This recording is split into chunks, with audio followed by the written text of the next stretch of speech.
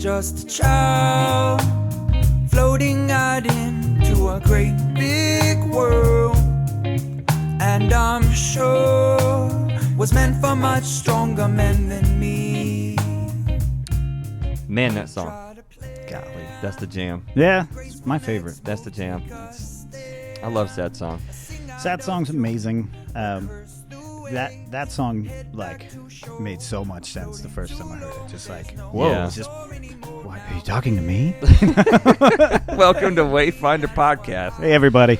Yeah, it's Adam and JC here. We love you guys, and it's good to be joining you. Thanks for tuning in. That song was called Just a Child. It's by some good friends of ours, and a wonderful, amazing, conscious group of dudes that make amazing music. Satsang, you can check them out. That's off their Pyramids record, which has got an opening track by the famous Uncle Joe. Is that Uncle Joe? That's Uncle Joe. Oh, okay. Yeah, that makes a lot of sense. I know. And he, the way they open that record, it's like the first track is just like it's Uncle Joe giving a monologue, and he says, I love this. He says, "Oh, the fool who builds fast and high those towers of isolation, for it's the wise that build slow and wide the foundations of community." So awesome. That's awesome stuff, man. And that's really what Satsang is all about. You know, I think Satsang is a Sanskrit word or something like that, or a Hindi word that means like a community of people like that come together, you know, in love or something. It's sort of like the Hawaiian word, ohana, which I think is more, it's a family thing. It's a big loving sort of communal setting or whatever, but it was fitting. You pulled that out when we do our yearly gathering, where we get the tribe together. We do our Friendsgiving, all our loved ones, and it was kind of our grace before we dived into this food, but it was perfect for the setting. It's all the loved ones that we wanted to be with, celebrating, and it's our community. So. Yeah, that's it. So thank you, Drew, and all the guys for that song. It's just a beautiful song, and it's super relevant to what we're going to talk about today. I might mention that Drew is going to be coming down. I don't know if we'll get the rest of the guys, but we're going to shoot a podcast with Drew sometime this winter. We're not sure yet. He's up in Montana, and so he's like wanting to get the fuck out of Dodge. Yeah, come to Texas where it's warmer. Yeah, maybe. Yeah, 6 degrees Celsius outside right now. Are we doing things in Celsius now? I'm working on using integrating. I want to learn the metric system better, so I just got to practice. We'll probably we should be on metric by now. Yeah. I don't know how many people are not on metric, but there's not many of us left. Mm-hmm. Well, Drew will be down here whenever the Celsius number gets low enough. Yeah. And whenever that is, I don't know, maybe January, I'm not sure. But that'll be a great show, and we'll get him to do some songs for us and get to tell him how much we appreciate what he's doing. So if you guys don't already have their new record, Culture, it came out a few months back. It's awesome. Go check them out at Spotify and everywhere else. Yeah, you they're can everywhere. Stream, and then go to their website. I'm sure they've got merch there. You can get yourself an album. Yeah. It's every track is great. They're fucking on fire. all of them. So all of them. Do yourself a favor. Yeah, good people, good music. We need more good music in our lives. You know, a lot of people ask me like what kind of music I listen to, like people from the Instagram and stuff, who don't know, and it's crazy. Like when we turn them on to Trevor Hall and Satsang and well, what kind of music is that? What kind of music is that? Well, just trust me, just fucking go get it. Yeah. Just go download it if you're interested in this podcast and in the message that we try to focus on and orient our lives around. Then you're gonna enjoy Satsang. You're gonna enjoy Trevor Hall, Nahko. Who else do we got? We got Paul. Oh yeah. Oh my God, Paul Izak. Yeah. Paul's there's many of them, but we throw those that's our Mount Rushmore. Yeah, yeah. It really is this genre of music that we have yet to really define. Yeah, because we talked about this before, but like if you like Trevor Hall, you'll also like Satsang and Nahko and Paul Izak. They don't sound anything. They don't sound anything alike at all. But you're gonna enjoy the music because it's like what's appealing about that music is it's below the surface anyway. Mm-hmm. It's not just a surface level. Oh, I like this beat. I like this whatever. There's a deeper sort of spiritual appeal to that music, and that's really what people enjoy about it. And so that's why you can enjoy Satsang, Trevor Hall, Nahko, Paul Izak, Amber Lily, Tubby Love, all these different things. All totally different, but what really I think appeals to people is what's missing in society. It's this beautiful music that brings people together and that talks about community and talks about conscious living and talks about treating people with love and unity instead of this sort of difference and suspicion that we have. It's that Bob Marley message, you know, but it's packaged in all these different beautiful ways. And it's I think wholesome, man. It's good for you. You get done with that song and you feel good. You know, I mean, everybody sings about love, breakups, falling in love, falling out of love. But this is a different kind of love a lot of ways. It's just loving in general. You know, the message there is so powerful and strong and subtle at the same time. It's vulnerable. And they are very vulnerable with what they're singing about. Yeah, Satsang in particular, you know, Drew, you know, when they write music, it's coming from a place of vulnerability, but it's a really strong vulnerability. Mm-hmm. It's like, I'm strong, I can get through this, I am getting through this, or I have gotten through this, but let me just bare my soul and lay out all of the flaws and the abuse and the traumas and all these different things. And it's just it's great because it's the opposite of what is happening in mainstream music. Yeah. You know, there's no vulnerability, there's no authenticity. It's diametrically the opposite thing. Yeah, it's like they have some sort of algorithmic pulse of what's hot, or the beat, or the tone, or the rhythm, especially when it's super produced and top 100 hits and stuff, you know. Well, no one wants to feel vulnerable. And so it's like artificial sugar.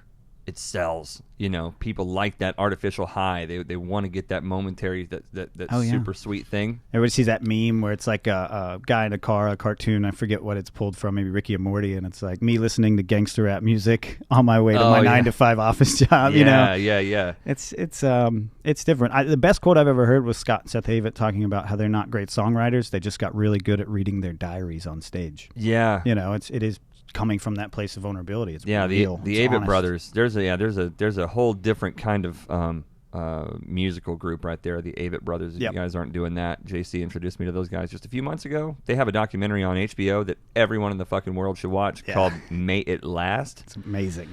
And if you're into music, especially if you're into folk music or bluegrass or roots music or any of that other stuff, these guys are like this sort of Appalachian brotherhood from West or South Carolina, and Scott and Seth Avett, Avett, and they're like the hottest shit out, like that you've never heard of. Sell out Madison Square Garden, sell out Red Rocks for an entire weekend. Yeah, they do 3 shows in a row, sold out at Red Rocks every year. Yeah, that's bananas. Of course, Red Rocks, if you don't know, is like one of the most beautiful, if not the most beautiful concert venue in the country. I would have to say it is. I've never been to the Gorge. I hear that one's rivals Red Rocks, but been to Red Rocks. Yeah, we haven't seen the Gorge yet. We have been to Red Rocks. We took the family to Red Rocks back in July. Yeah, and saw Trevor Hall and Nahko there. What a fucking bananas concert that was. It's a wild time. Music's a big part of our life. It's a big part of this podcast. It's a big part of what we do. We're musicians, and you know, we love artists here on this podcast. JC and I both. We love artists. We love painters. You know, sketch artists, whatever you are, but writing music, you know, and creating music, playing music has always been a big part of our lives. So you'll hear a lot of this. We don't do this on every podcast, but this in particular, we're really stoked about, because the message that we had today is sort of about parenting. It's about childhood. It's about vulnerability. It's about self-acceptance and acceptance of childhood vulnerability, both within yourself and with your kids. Yeah. Right. And so that song, it's perfect. Is perfect for the message that we got today. And to be fair on this subject, we're talking about children and stuff. If you're not a parent, this is still insightful, because you can reflect on your childhood. That's and your parents' parenting style, as well as, you know, if you are a parent and how you're parenting. And we're not giving any sort of instructions or anything like that. But it is a fascinating conversation. There's a lot of things to unpack that have been, you know, instrumental. In our lives. I mean, who grew up with perfect parents? Which among us hearing this message right now or speaking this message grew up with perfect parents? I mean, I've yet to meet that person, and I've actually got this hypothesis that even if you did have the perfect parents, that it would be a flawed experience, because you wouldn't be exposed to imperfection. That's very true. You know what I mean? Yeah. I thought about this. I was talking to my mom. My mom, you know, being the big, loving, wonderful empath that she is, big-hearted, loving empath that she is, always feels like she did a poor job as a parent, you know, because she was so flawed. And I'm like, man, but if you didn't have the particular flaws that you did, if you and Dad were totally perfect, then I would have grown up with no exposure to imperfection, which would have left me ill prepared for an imperfect world, right? But instead, you guided me by the ultimate right brain principle of love and openness and acceptance. My mom's like pure right brain, right? My dad was like hard work, discipline, responsibility. So I got this perfect balance of right and left brain, and they got along most of the time. I mean, really, they did. And then they would fight, and sometimes they'd have stupid bickering matches, and sometimes they'd argue really hardcore, and so I kind of got a full range of that. But you can't have the perfect parents, because even if they were perfect, it would be inherently imperfect, because you'd be flawed in that sense. Yeah. So really, the perfect parents are the ones who are just imperfect enough to guide you by the right principles and leave you with the fewest traumas, or the least amount of trauma possible. Yeah. Which my parents did. Left me with a very low amount of trauma. I've come to find out, as I'm helping other people with their parenting and with their upbringing and their childhood traumas as I do, and I'm finding that I was really blessed in that regard. Yeah, I'm finding that out about you too. What? That makes one of us. my parents are great, but they were deeply flawed and figuring it out. And as becoming a parent, I've learned to give my parents more of a pass on things. Yeah, that I harbored resentment. Well, that's the thing too. That's the thing too. Is those traumas create problems in our lives when we're raised with traumas? They create problems in our lives as young adults. And then that those problems there, as we grow and mature in young adulthood, we begin to reflect on those traumas and imperfections, and then we harbor resentment for our parents. And so the next step of that growth into adulthood is to learn to grow out of that resentment by accepting and understanding that, which again, acceptance and understanding is a right brain, principle. If we just dig into that left brain even more, we just stay closed-minded and judgmental, and we just keep hating our parents. A lot of people walk around with fucked up relationships with their parents because they never work out of that. So hopefully this message helps someone figure some of the shit out. This is the point of what we're doing. Let me read you guys the post, the Instagram post. Let's set this up. We're gonna pull in a little bit a new format here. Oh yeah, yep. So what we are going to do here going forward, we've been talking about it the last couple of weeks. You guys have heard this. We've been doing a lot of work on the content here on the platform and how we're delivering the content. And one of the things we really want to do, we've gotten this kind of request from people, is we want to read questions that you guys send us. We want to read comments that you guys send us, feedback, any interesting ideas. And so to pull you guys into the podcast, I think it's a really cool thing to do. Well, it's all about community. It's all about community anyway, right? This is just one great big ohana, one big Satsang. If it's not for the people that are watching and listening, then this is just me and you. Yeah, and full disclosure, in real time, we didn't have permission to play that song in the intro until just now, and I texted Drew right before we started. He said yes. Awesome. All right. Awesome. Thank you. Thank you very much, Drew. Thank you, Drew. All right, let me just send him a thank you. Yeah, jump into on Instagram, the Wayfinder podcast, and oh yeah, we have jump an Instagram. into the DMs and send questions, send things, comment on posts, comment on the YouTube videos if you want to know more, or you want us to expand, or you have questions, and we read all of that stuff. We get involved with, and we try to respond. I mean, yeah, it's awesome. That's what we're doing it for. And so we want to make this a little bit more interactive, and so we're going to do more podcasts more frequently, and we're going to need the community of followers to help guide us through some of these, because we want to get everybody involved. Well, yeah, we want it to be relevant. I mean, we don't just want to come up here and yak about shit that we're interested in. We're the audience. You guys are the reason why we're here, and it's through helping other people find their way. The way that we're constantly trying to find our own way and help each other and help our families and our kids and our friends and our tribe and then our extended soul family around the world that we communicate through the platform. Like, we this has got to be one big fluid conversation between all of us. And so I think that this is a great step in doing that, is taking your questions, your comments, and then in some cases, like today, building an entire show around a post that was made on Instagram that I made. That came from a quote that someone had that turned into this really interesting conversation. Back and forth on the post. Yeah, I like it. Social media is too easy to interact. We're not too busy to be on there, listening, talking, and interacting. So we're going to bring that to this platform here in these podcasts. Yep. All right. So I made this post on Instagram, and I really thought that this would be the kind of thing that like 100% of people would be like, oh, this is a really cool post. I like this. This is insightful. But it was like 80% of people were really on board with this, and they were like, this is beautiful. I'm going to implement this in my own parenting style and all this stuff. Thank you so much. 80% of the people. There was a huge number, like 20%, that was like, you're out of your fucking mind. And I was like, what the fuck? Like, you mean you posted something on the internet and people were not happy? Divisive? Oh, I no. know. I can't believe it, man. I thought the internet was supposed to unanimously agree with me at all times. So anyway, so this is this says, so often children are punished for being human. They're not allowed to have grumpy moods, bad days, disrespectful tones, or bad attitudes, yet we adults have them all the time. None of us are perfect. We must stop holding our children to a higher standard of perfection than we can attain ourselves. That's from Rebecca Aines, or Eanes, E-A-N-E-S. Okay. So essentially, kids get grumpy and we bitch at them, and yet we do the same thing, and, we hold them to a higher standard than we hold ourselves. It's very true.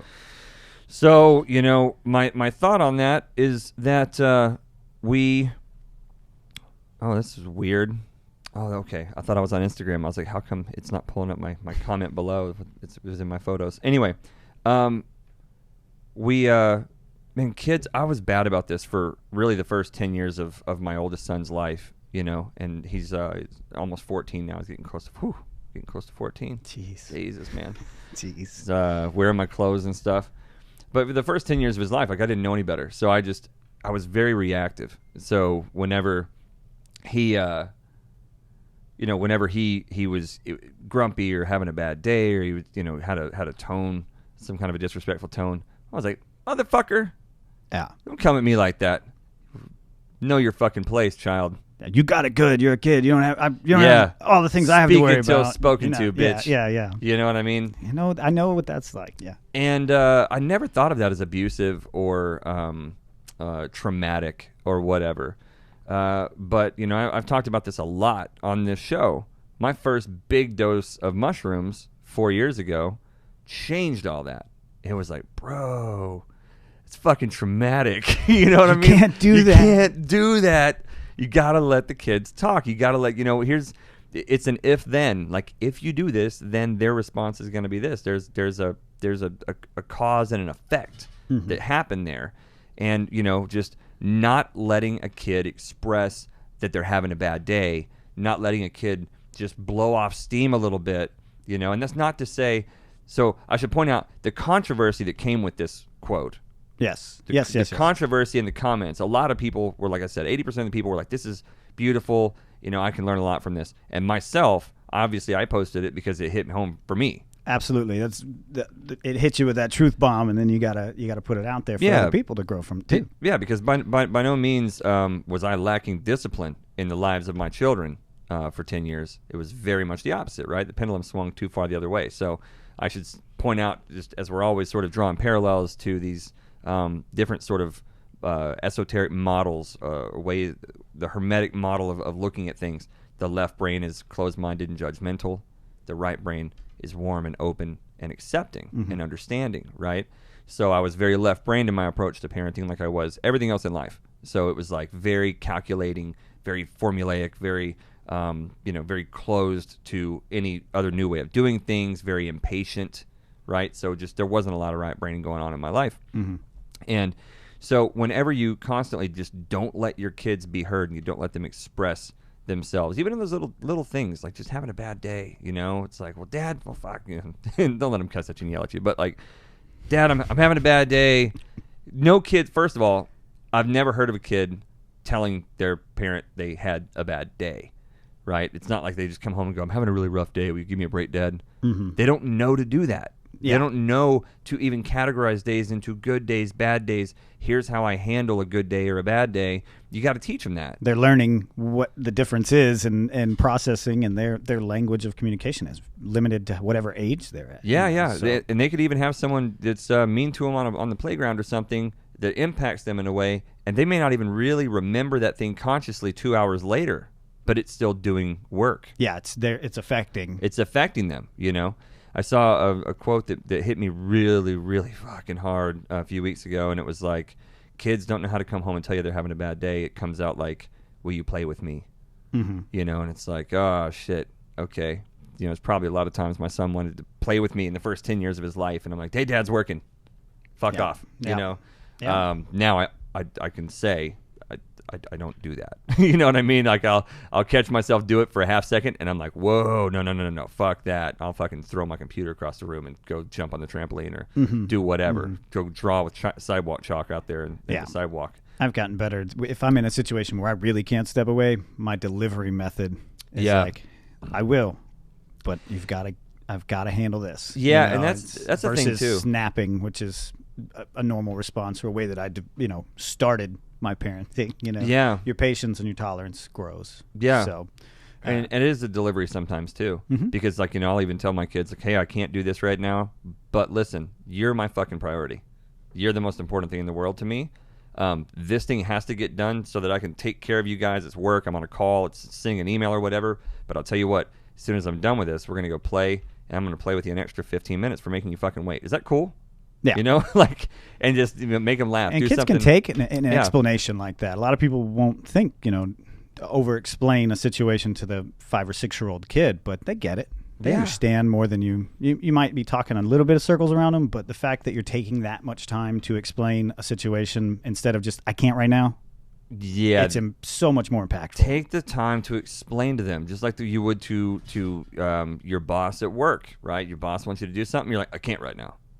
You wouldn't say, it wouldn't fly. It wouldn't fly. It wouldn't be acceptable. Well, why wouldn't it be acceptable? Because they deserve an explanation as to why. Because you have a role in their lives that they need to be fulfilled, and they need to know why you're not fulfilling that role. Now, the reasoning for why they need to know that about you may not be the same between your boss and your kids, but they both need that explanation so that they can have peace of mind. Because at the end of the day, it's about giving your child love and stability and safety and support and education, you know, knowledge about how to be a human, because they're a tiny human trying to be a big one. Well, you can check yourself in that moment too. If you can't explain a justification as to why you can't do that thing right then, you need to ask yourself why you can't do that thing. You know, is it just because you don't want to? Because you're allowed not to want to do something, but are you where's the line of selfishness and then parenting and also having your own me time and all of that? It's all about finding that balance. It is, and I think for me again, you know, just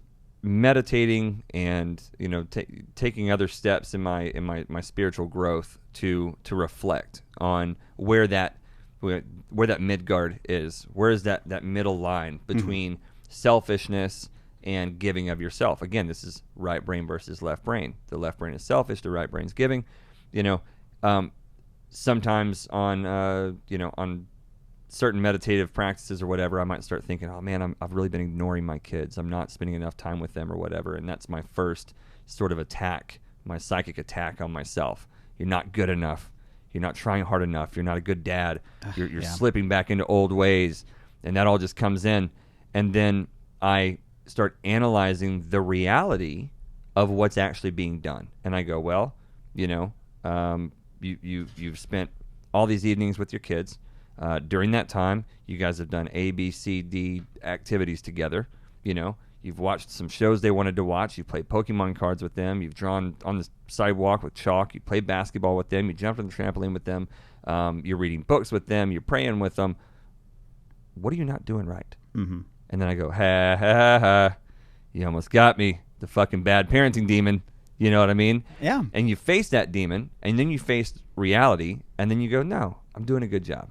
You know, taking some time to myself at the end of the night or a couple times a week to, you know, go walk around outside, go sit by the pond, or go for a drive, or, you know, just kicking them off the fucking TV so I can, you know, maybe just sit and zone out and fucking play PlayStation for 30 minutes while they're taking showers. Like, that's okay. It's okay to do that.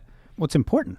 Yeah, it's important. We've had this conversation, and it's very much worth being said here, and this is where you're at in your balance in your life what harmony that you can bring between balancing all of your social obligations and then your family obligations and then your mental and spiritual health, that affects how you parent. Oh, it's 100% going to spiral out. If you're into grinding everything. through life and you're just in a rough time, a lot of times you find yourself as a parent grinding that out too. You know, you're just not doing everything you can, but you're out of whack. You know, and then you have to. It starts with you. You know, everything that's going on inside of you and in your life and in your head and in your practices throughout the day are going to bleed over into your family's lives. Yeah. You know, and a lot of times you can go back and look at, you know, when you were a kid, what were your parents going through that night that you got, you know, hollered and screamed at, and you still remember getting yelled at, and you're like, I don't know why he just flew off the handle at me. You probably don't know what was going on in the adult world that you weren't operating in. It's just dad came home from work and was just a total teabag all the time. Well, you know, who knows what was going on. Dealing with. Yeah. But this is, you know, why it's so important to know that this is, you know, part of a bigger conversation and a bigger project in life is to work to find balance and maintain balance in your life. Excuse me. At your job, in your relationship with your spouse, your significant other, whatever, you know, because your kids, like you said, you don't know why your dad flew off the handle at you or whatever. You don't know what he dealt with at work, but it's like we really need to take seriously the reality that it's more important to be a stable, happy parent than it is to be a parent who gets your kids to video games, who has, you know, who lives in the great big house. It's like a lot of us are working jobs. I did for a long time, working jobs that suck the life and the soul out of you so that you can provide. You can put your spouse in a Lexus, or you can put yourself in a nice home with your kids so you can get your kids the nice clothes and nice shoes. I can, you know, say from experience that you are going to be infinitely happier if you get out of that fucking situation and you start doing something that where you don't come home like that. You don't come home delivering that trauma to your kids, because you're really just passing on trauma. You're dealing with trauma at work, and you're passing that shit's rolling right downhill onto your kids, and they don't have any fucking. First of all, it's not their fault, but they have no coping skills to deal with it. And that's where childhood trauma happens. Yep. And it's just from adults who are fucking imbalanced. And that's really what this show is all about at its core, is helping people to find their way to balance. It's, you know, finding your way to balance is what we're doing. So that's a left-right brain balance. That's a work-life balance. That's a family versus self balance. Well, and I see a lot of people and parents, and just for the listeners, because nobody would know this, I have a very, very extensive background with children. I worked in childcare for almost 10 years. So whole family is in childcare. Yeah. I spoke the language. I mean, and then the balance that I was 4 years right out of high school was military, you know, and then I immediately got out of the military and went into, you know, teaching kids. I did that for a better part of 10 years. So I do have insight and experience of watching kids grow. I mean, I have kids that come up to me now and I'm walking around a grocery store and they're 20-something years old and they have kids, you know, it's wild. But Mr. JC. Yeah. Who the fuck are you? I'm like, yeah, give me, help me out, you know, hundreds of kids in the Rolodex. But I see a lot of parenting from a place of perspective. They want their kids to appear a certain way. And I was raised in that, you know, and it's maybe your kid isn't, you know, behaving in a way that you would want them to behave in a situation because you're trying to impress the people that are there. You know, you want your kids to dress and act a certain way. Well, they're their own person. And there's a discord and a disconnect that I see a lot of adults make when raising kids as to, I want them to be this model of a certain type. Well, that kid's, they're individuals, you know, and as soon as you can accept that kid is that a whole separate person from you. Yeah, you might have made it. You might be raising it. They're an individual, and they're going to beat to their own drum. And you just have to find that acceptance, and that helps a lot of barriers break down in the parenting thing, when you can be more accepting of the individuality of the kid and not that they're not doing what you think they should be doing. Right.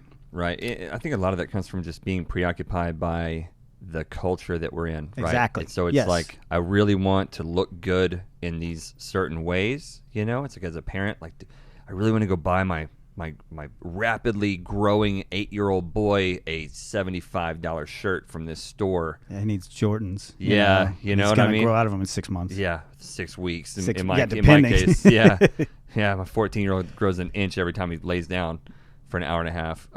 But yeah, doing these things, it puts you into a different mind state, and it puts you into a different life situation where it's like, you know, man, I need this much money to survive, so I got to do this job. And it's like, well, how much money do you really need to really, you know, what kind of sacrifices are we making of ourselves, of our spiritual health and well-being, and our emotional, mental health, which is all sort of spiritual?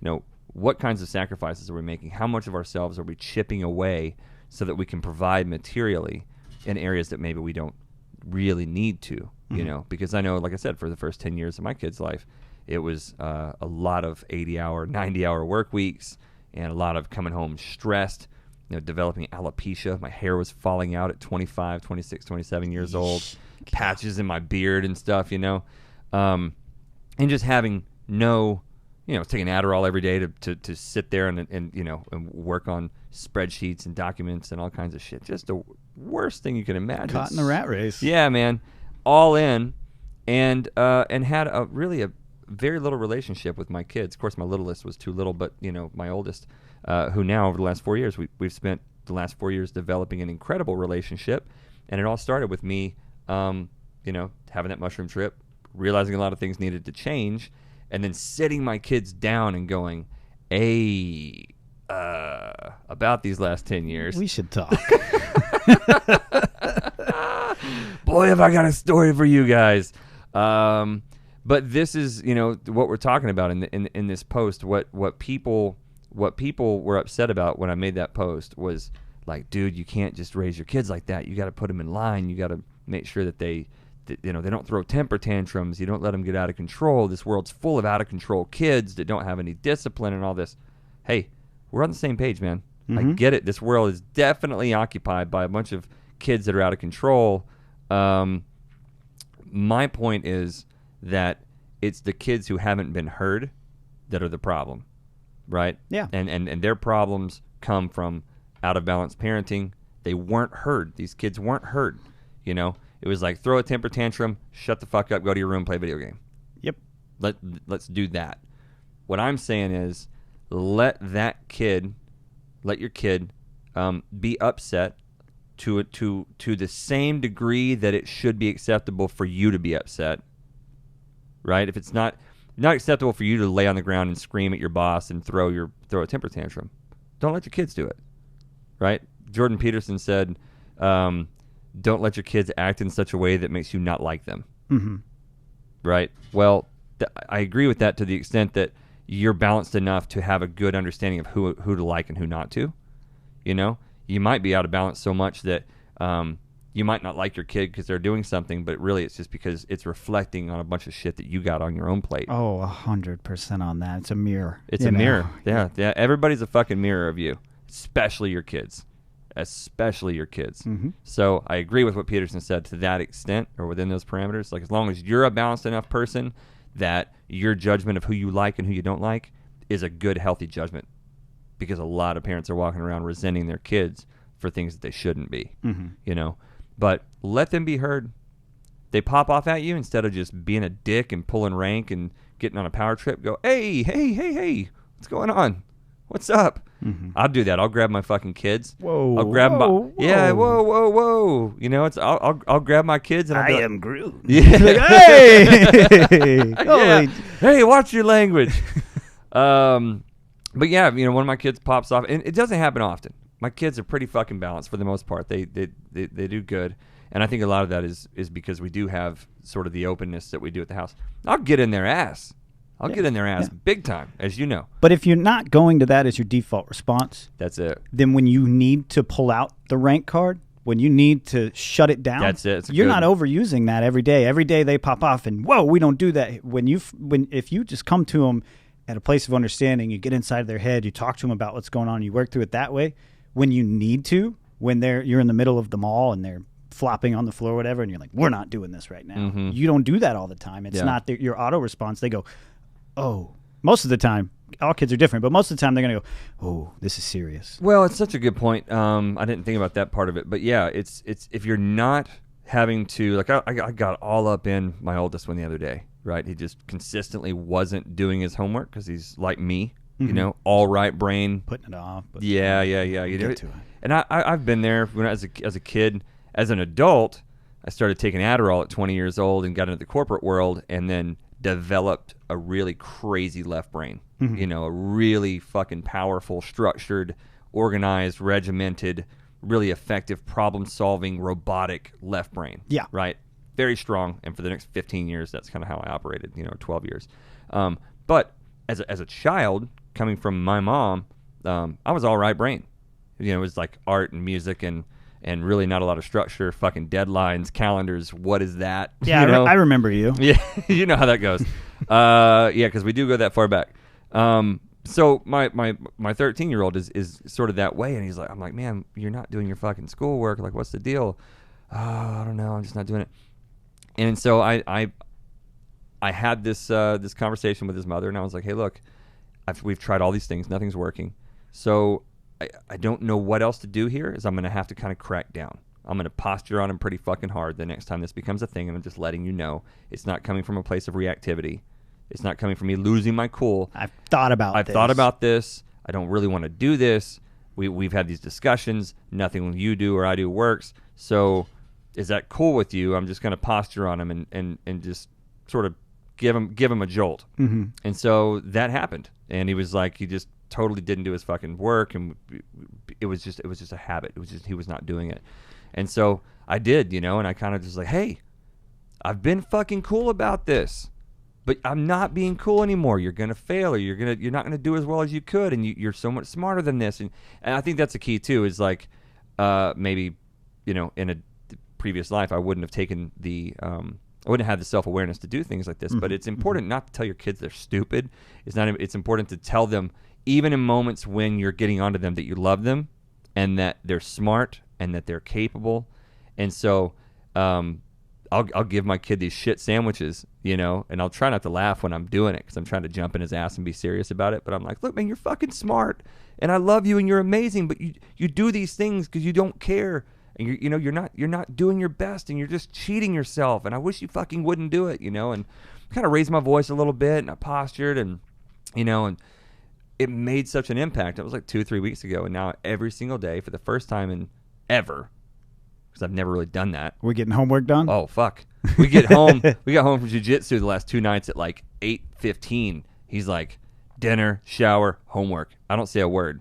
He's like, oh, got to do my homework, and he goes in there and fucking works on his homework. And I'm awesome. Like, but it took sort of that posturing, but it's, I'll go through these waves, and maybe as a parent, maybe other people have seen this too, where I get really kind of laid back, and it's not out of negligence. It's because I try to give my kids as much rope as I can. Mm-hmm. I want them to be self-sustaining, and I like operating from that space as well. Right. So I'll do that, and then I feel like we kind of hit a boundary. And all of a sudden I see the boundaries getting pushed and getting stepped over and getting cracked into, and I'm like, all right, let's reel you in. And there's usually some resistance pulling them back, mm-hmm. and then I kind of got to get a little bit more, hey, do your fucking job. Let's get back in line, and then that pulls them back over, so we just kind of go through that. And when you're operating from a place of balance as a parent, that's a lot easier to do. And when you're not, like you said, by default going to that that hyper aggressive posturing place, dictator role. When you're not, being the dictator to your kids, they're learning how to handle things themselves. They're learning that you don't have to be hyper reactive and aggressive every time there's a problem. They're learning how to have cordial conversation. And then whenever I do have to really posture on them, I'm explaining, hey, look, I don't like doing this. Mm-hmm. I've tried this conversation on Tuesday, this conversation last week, and last time you fucked up, we had this conversation. You see all the times I've tried to nudge you back on the track, and then you don't respond to any of that. It seems like you teach people how to treat you, right? I've always said that. You teach people how to treat you. And so I tell my kids that. I'm like, you're teaching me that the only thing that you respond to is a more aggressive, more in-your-face sort of reaction. Like, let's have a better relationship than that, mm-hmm. right? you know, and I'll even pull out that conversation from 4 years ago and say, look, 4 years ago, we sat down and had this conversation. We agreed to have a new kind of relationship where you guys have an active role in providing me input on my parenting, and I am subject to, to your criticism, and your views and your experience as a child. It's important, and you don't get any backlash from me when you tell me how my parenting's going, and I adjust. I am telling you the same thing in return right now. You're fucking up. You're not letting my suggestions and my loving nudges here and there, you're not responding to that. Mm-hmm. So you're putting us both in a situation where we have to have this uncomfortable conversation because at the end of the day, you're not taking responsibility for the things that you need to. And my kids, if you ask them what the definition of responsibility is, they'll tell you. It's doing what you know you should without being told to. Mm-hmm. That's what responsibility is. And when they fuck up, that's usually one of the first things I'll ask them. Well, it's a great opportunity that I use this with my kid all the time, is when I get to that point where I have to step in or take it that different route and have that conversation, I have to explain to her, I have a responsibility to you as your parent. Right. Yeah. There's I can only do it this way for so long until all of a sudden my obligations to raise you and provide you with the tools you need when you're an adult to function, that we're getting to that threshold where I can't have as much leeway. I've really got this is important. That's exactly you need to focus right now. I'm now being forced due to my obligation as your parent. Yeah. And I explain it to her. I'm like, look, I do the same thing. So it's important, and I don't always do that. And when I do it best is when I am in balance and I'm aligned and I've got my focus and my priorities straight, and then all of a sudden I can tackle those situations, because I am just as guilty of just flying off the handle or ignoring or not paying attention and not really seeing the forest for the trees of what's really going on. I just see a reaction to a behavior, not really what's the root cause of that behavior. Where's that coming from? Explain to your kids what's going on. Explain to them. Mm-hmm. Like, your perspective, and just say, like, here's what I'm seeing from you. Here's what your behavior has been. Here's what I've tried to do to curb that behavior because I have a responsibility as your parent, and I fucking love you. Like, more than anything, you don't get it, but you will. Mm-hmm. I do a lot. Okay. Yeah. I'm trying to do this a certain way, and you're not responding to that. What can we do? If you got a manipulative kid, they're going to give you some bullshit answer. Be aware of that. Yeah. But what can we do to make this relationship better? And let them know, like, that's one of the big things that I did, especially with my older one, but even my little one gets it, is like just to tell them, I want to have a relationship with you. You're my kid and I love you. How can we have a better relationship? Because I've got certain responsibilities. I've got to keep a roof over your head. I got to keep you fed. I got to get you to school because you don't drive. I got to do all these things. But I also need to be able to love you and to engage with you in a way that you can relate and engage back. So how can I do that? Yeah. You tell me, and make that's what it means to have a relationship with your kids instead of just parenting. Just sort of dictating to them what their life is going to be, and you'll create a whole different kind of child. I mean, you'll grow a whole different kind of seed. You'll create a whole different kind of child, a whole different kind of adult out of that kind of soil, versus either A, shutting them down whenever they throw temper tantrums or whenever they're upset or they're angry or they're a little disrespectful or impatient with you, because God knows what they dealt with at the fucking indoctrination factory that day. Mm-hmm. They're dealing with their own stuff just like we are. We shouldn't hold them to a higher standard than us because they don't have any of the coping skills that we do to deal with the challenges that they're dealing with. I think as parents too, a lot of it is that we tend to think like we can think sometimes like these kids, they have everything. It's so easy to be a kid. Like, you don't have to pay bills. You don't have any of that. But it's like, everything's relative, bro. First time you broke up with a girlfriend at like 10 years old, it was the end of the fucking world. Ugh. You get divorced at 30 and it's like, it's the same thing. You know what I mean? It's all relative. It's peaks and valleys. Oh yeah. And just be compassionate and be understanding of that. Have a relationship with your kids. Explain things to them. I think parents are fucking terrified to sit down and have conversations with their kids. Mm-hmm. And we do anything we can to create distractions, whether it's turning the TV on while we eat, and we do this. Like, we'll eat in front of the TV and watch Netflix and stuff. But something that we've become more and more conscious of over the last few years is, like, we certainly don't do it all the time. and we make sure that we have dining room nights where we eat in the dining room, sitting there, nothing but the community of the people that are there, in there, and having a formal sit down dinner. And there's also times where we'll all eat in the kitchen because we have a breakfast table, in the kitchen, and the island in the middle, and so like last night, it was fucking great, man. We had tacos and we just or quesadillas or whatever, we just sat in the we were cooking veggie quesadillas, right? So we're right there on the stove, and we just sat in there at the island and at the breakfast table, no TV on, and we just sat in there and had conversation and just joked and talked about the day. And it was less formal than going into the dining room, but it wasn't just total distracted TV watching setting of being in the living room. It was an in-between. It was really nice. That's my favorite place. You've been to my house. I have couches in my kitchen because that's where you hang out at my house. I love that. I think, it's maybe it's not been often that we've done that. We've only been in this house for like a year and a half. Yeah. Not even a year and a half, a little over a year. And so our old house, we didn't really have the ability to, it wasn't set up maybe in that way. Yeah, the open floor plan wasn't working for you. Yeah. It was closed off. Yeah, but this is a lot better. And so like if you have the ability to engage your kids, I mean, set up scenarios or settings where you have these communal opportunities with your kids, to sit there and have conversations about the day. One of the things is like, I get into the habit of sometimes, or particularly used to get in the habit of asking my kid, like, how's your day? It's like this regimented thing. They get in the car after school. It's like, how's your day? Did you learn anything? I get good. That's all I ever, it's all I've, well, can you give me a little more? Give me a little more. It was good. Give me some substance. Well, yeah, recess was fun. You gotta, look, kids know when they're being fucking interviewed. And they're used to this robotic questionnaire from mom and dad when they get in the car after school. And so that's why it's important to create settings where your kids can chit-chat with you, where they can small talk. My kids, a lot of times, it'll be 7:30, 8 o'clock at night. We've spent 5 hours together after school. They haven't said shit, no matter how much I try to pull it out of them.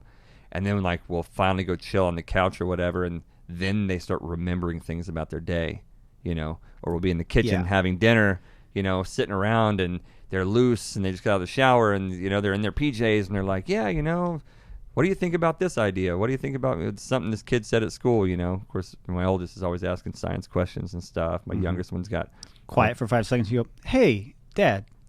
And then you get something. You're like, oh, there it is. Yeah. I do this fun thing when I pick up my daughter because I did the same thing. How was your day?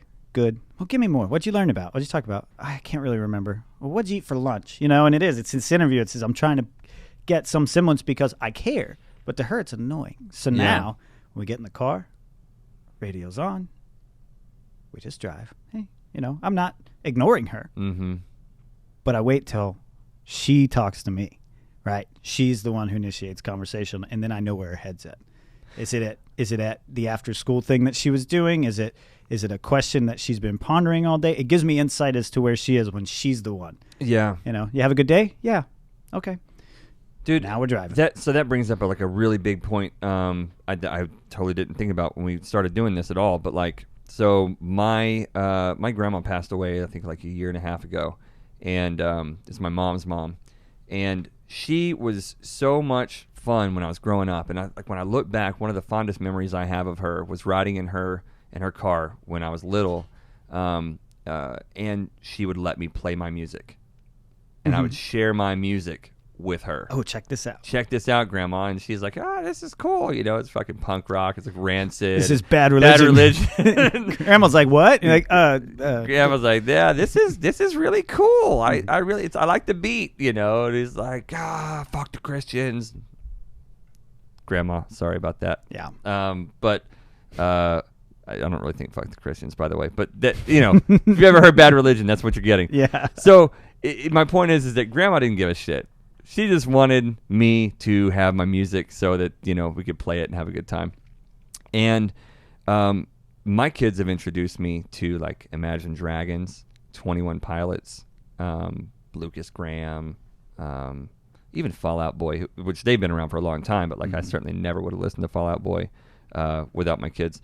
But, we friend of ours, EJ from the Freedom Faction podcast, he told me something when he was here visiting, and he said, anytime a friend wants to share music with you, always listen to it because they're trying to express something to you that they can't do in their own words. Mm-hmm. And that was huge to me, and we talked about that a lot, and it's always in my mind when someone it's beautiful wants to play me music. But your kids will want to share their music with you. And when I grew up, my grandma would let me do that, right? So I didn't see grandma that much when I was growing up, but like she always let me play whatever kind of music I wanted. My dad, on the other hand, it was oldies all the fucking time and Johnny Cash, which thank God for my dad and his music selection, and definitely I was exposed to a lot of cool music. But the idea that I was ever going to touch his radio was out of the fucking question. Mm-hmm. My dad certainly never heard my music unless he was kicking in the door to my bedroom to tell me to turn it down, which did happen. Mm-hmm. So not saying one way or another is the right way, but there are different ways of doing it. And, letting your kids share their music with you is a really big thing. But going back to the music from the intro and just what we've been talking about, also bring music into your kids' lives that's nourishing and uplifting and positive, because fortunately the kids these days, like my kids at least, the music that they play for me, and when I look at their playlists on their phones, it's all fucking good music. It's all good music. It's not the garbage that's out there, which I think constitutes probably 90% of the music out there is fucking terrible demonic music nowadays. But it is Imagine Dragons, which are fucking awesome. Like, they're really good uplifting music, and they're very talented. And but I try to give them, like, they love Satsang, they love Trevor Hall, they love Nahko, they love Paul Izak. And, think about when you're walking around your house, you're singing music, you're singing songs, right? You're singing Christmas songs around Christmas time or whatever. We're always singing songs. Humans are musical people. And so as parents, I think it's super important to give your kids beautiful music to sing in their little heads, And so when you've got Satsang and Trevor Hall and Paul Izak and Nahko and all these guys, and you hear your kids walking around singing about love and unity and all this stuff, and it's like, this is the kind of imagery and these are the kinds of landscapes that I want in my kids' heads when they're walking around. And this is the kind of landscapes inside the kinds of minds that you want to have if you want to create a better, more beautiful world, So listen to their music. But again, in terms of getting yourself in balance, put good music into your life that you can then share back to them. Yeah. These kids may not want to flock to Trevor Hall or Nahko or one of these guys because it's a different kind of music. If you know it, you know it. If you don't, check it out. You'll like it, but it's different. Kids aren't going to flock to Trevor Hall and just jam it on repeat maybe on their own because their friends aren't listening to it. It's not on the radio all the time. Mm-hmm. They're not going to go hunt that down. When my daughter was doing cheerleading when we signed up, they sent us out. Oh, it's softball. And they had a speaker in the dugout, and they would, in between plays or when they were new batter was coming out, they would play turn the radio up and be certain songs. And the coach said, everybody submit, have your kid say what song they want to have, and we'll make a playlist and have 12 songs we'll cycle through. And so my kid's like, can we do Obsidian by Trevor Hall? And I was like, it's not hype music for a softball game. And she's like, but why not? And I was like, just think of something different. And we had to go through so many songs before it was appropriate for the setting that was, But yeah, not just any kid's going to get into that. But if you as a parent sort of, play that for them and explain to them, you point out the enriching aspects of that music and explain what some of it means, and in doing so, educate yourself on it and really get yourself into the idea behind that music. Kids get into it. Yeah. And they pay attention. They understand it.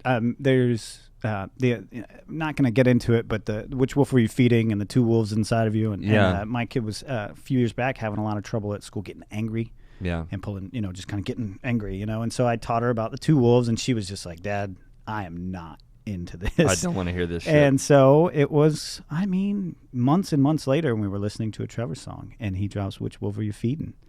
And she lit up, and she looked at me, and she goes, is he talking about the two wolves? And I said, yeah. And she goes, he knows about that? And I was like, I didn't make it up. It's a real thing. And you could see her. I didn't go any further. I didn't push it back on her. But you could see her thinking about it. Yeah. Going, oh, okay. But she picked up. It's one quick line. in several words, and she picked up on that, and that lesson pinged. Doom. There's messaging in it. It's meaningful music. It's meaningful music, giving kids beautiful melodies to sing instead of garbage to run around singing or chanting, or whatever, polluting their little spirits, Yeah.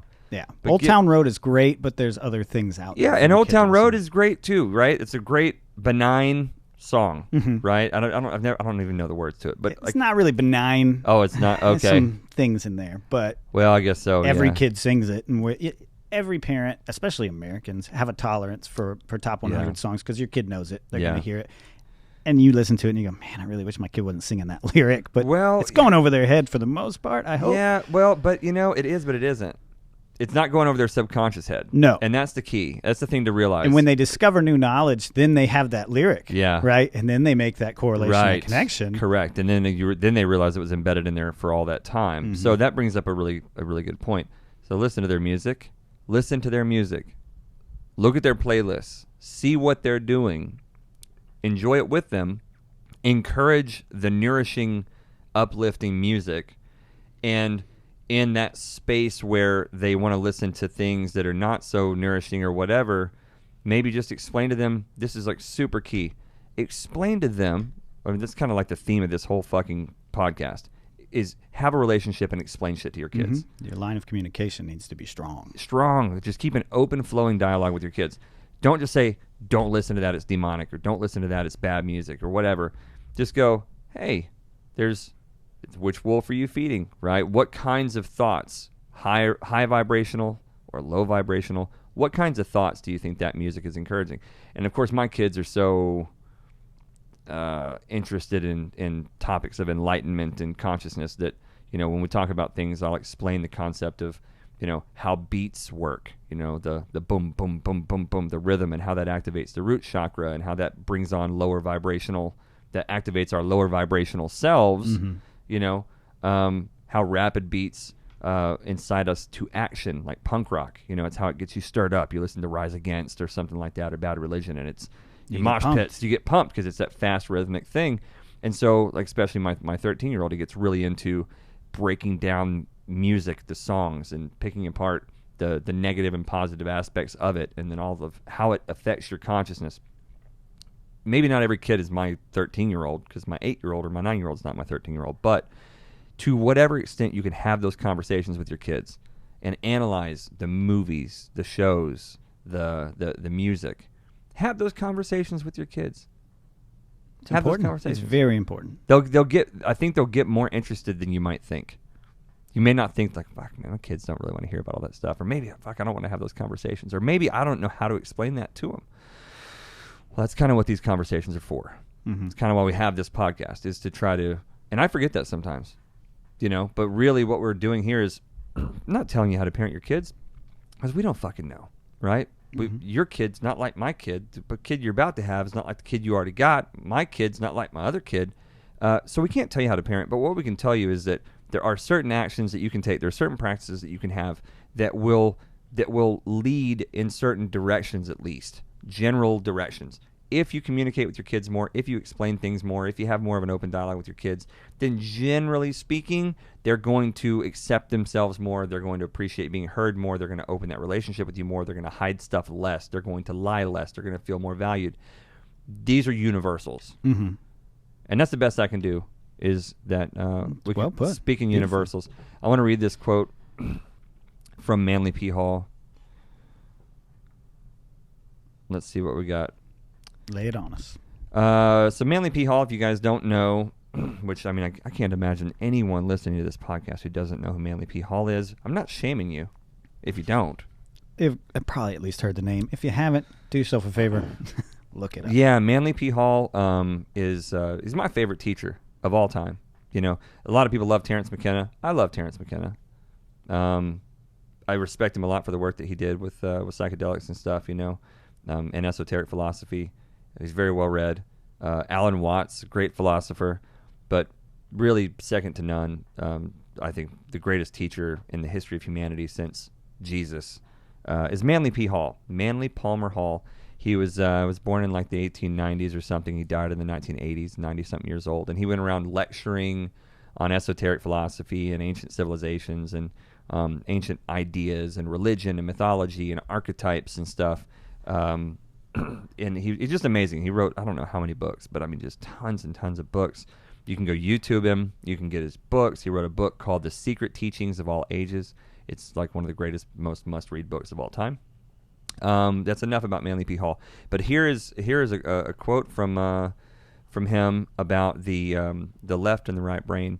And this is a beautiful post that we made on Instagram. It's a picture of a left and right hemispheres with a yin and yang superimposed over it. You'll have to go look at it on Wayfinder Podcast on Instagram. Anyway, the quote is, "The two lobes of the cerebrum were called by the ancients Cain and Abel, and have much to do with the legend of the curse of Cain, which is literally the curse of unbalance.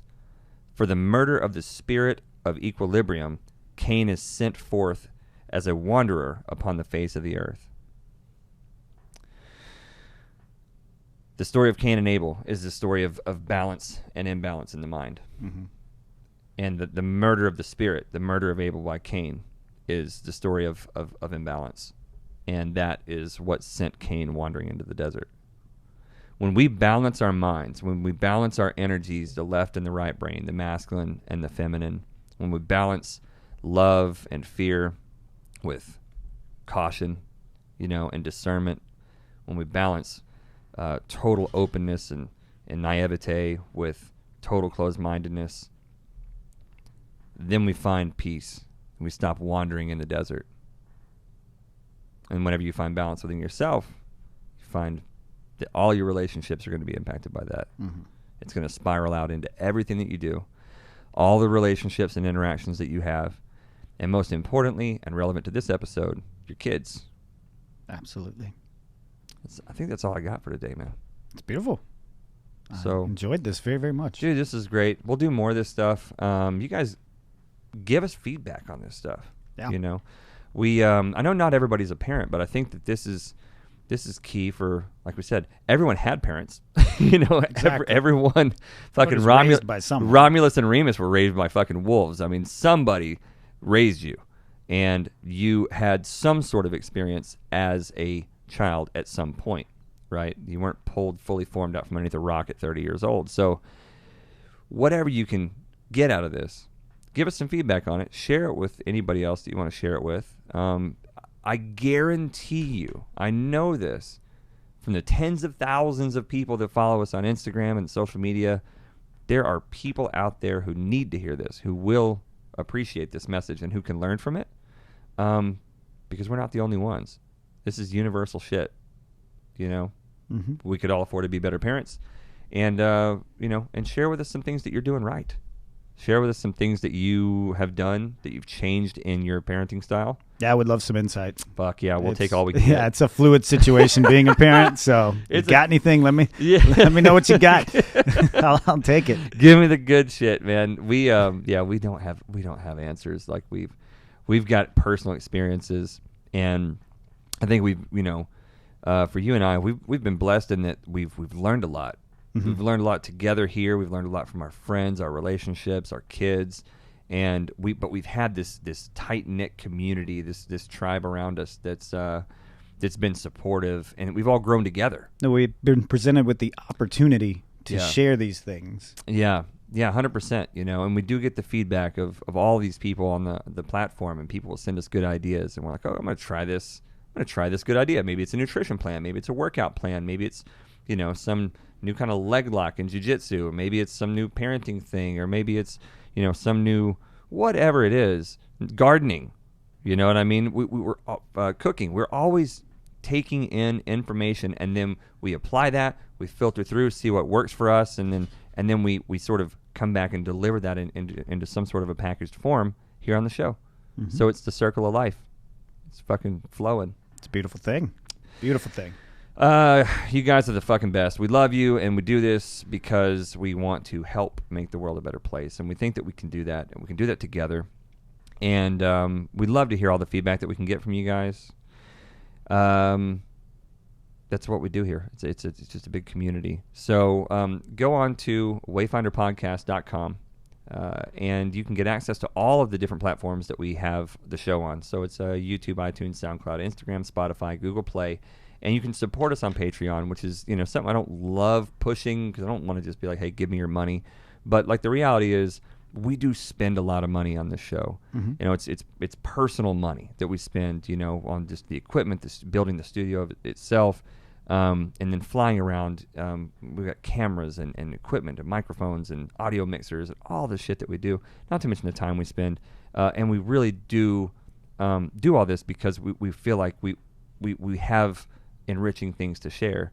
So whether you got a couple dollars a month that you could throw at us to help fund this mission so we can make it more of a partnership on the financial side, or if you just want to send us a nice letter or a comment, if you just want to give us some encouragement, because that shit, it means a lot. It means a lot, man. Just hearing that something landed, hearing that like, oh man, that one thing you said like really hit home. And I've been dealing with it. We got a message from a lady the other day, and she was like, I was dealing with a lot of childhood traumas, and I realized in that post that you made, there was a lot of shit that I was holding on to because of my parents shutting me down and not letting me have an opinion or a voice. And so thank you for that post. It made, it makes sense of some makes things. sense to me. And that's the medicine, man. It feels good for you as much as this person has this wonderful revelation, something good's happening to them. You get to share that energy. Frankly, I'll take that over money, to be honest with you. I mean, it depends on how much money, but like certainly, if we've ever helped you in any way or we've ever given you any insight, we'd love to hear about it. So we love you guys very much. And yeah, we've got some, I guess just real quick, we've got a podcast coming up with Jeff Sullivan, the amazing visionary artist. That'll be, I think, early November. He'll be in studio probably 2 days, and then he and I are flying out to the Mystic Manor for the Positive Head podcast and the Optimistic Late Night Conscious Show at the Mystic Manor in Malibu, California. Fucking cool place. Go look up the Positive Head podcast and look up the Mystic Manor. Brandon Beecham's the host of that. He's doing a bunch of cool stuff up there. And Jeff's art's going to be displayed up there. And he's a good friend of ours. He's like family. So I'm going to go up there and just enjoy that whole communion with a bunch of conscious people. And we'll see if we can't do some recording up there and maybe do an Instagram live while we're there. And try to share as much of that experience with you guys as we can. Absolutely. It's going to be great. We got Drew from Satsang coming up soon. And Aaron Alexander from the Align podcast. It's like right around the corner. Oh, dude, that's like it's like two weeks or maybe so. 2.5 weeks. Yeah. Aaron Alexander, you guys go follow him at the Align podcast on Instagram. He's releasing his book, The Align Method, right before Christmas, and he is an absolute beautiful, wonderful specimen of a human being inside and out. And we're super excited to hook up with him. We got some other stuff coming up too, but the biggest part is these kinds of messages and these kinds of shows. We're going to be delivering these to you regular, and we love doing it. So thank you guys for tuning in. Yeah. May the light be upon you. May peace be within you, and may you be a sun on the paths of all men. Peace out, guys. Have a great one. Just a child floating out into a great big world, and I'm sure was meant for much stronger men than me. Try to plan a graceful next move, take a stand, I sing out of tune, what a curse the waves, head back to shore, I'm floating too long, there's no shore anymore. Now I'm in, they're telling me that's what I am. I feel like I'm driftwood, cruising and crashing and falling to pieces. The ocean that I know has changed. These are the things that pull me apart, the pain and the pleasure, the strength in my heart. Just a man of the water who don't wanna sail, just the son of a daughter told she would fail. Just a child, just a man, just a child, just a man, just a child, just a man, just a child. As the sun, it moves closer, warming my bones. The suffocating comfort that we are not alone. And my predisposition for fighting the things I can't see. Used to sail, well, not very well, but I loved my boat, steered it through hell. Was forced to leave the ocean, was for my own good. Was so much unanswered, so little understood. Well, the seasons they changed, oceans ran dry. The boat was renovated, and so was I. When I returned to the pier, I knew I was now meant for land. Well, these are the things that pull me apart. The pain and the pleasure, strength in my heart. Just a man of the water who don't wanna sail. Just the son of a daughter told she would fail. Just a child, just a man, just a child. Just a man, just a child. Just a man, just a child.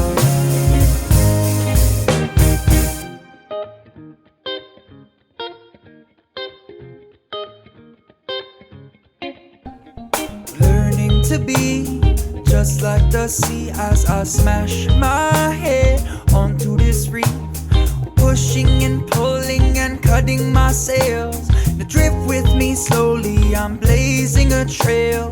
Learning to be just like the sea as I smash my head onto this reef, pushing and pulling and cutting my sails. Drift with me slowly, I'm blazing a trail. These are the things that pull me apart. The pain and the pleasure, strength in my heart. Just a man of the water, don't wanna sail. Just the son of a daughter, told she would fail. Just a child, just a man, just a child. Just a man, just a child. Just a man, just a child.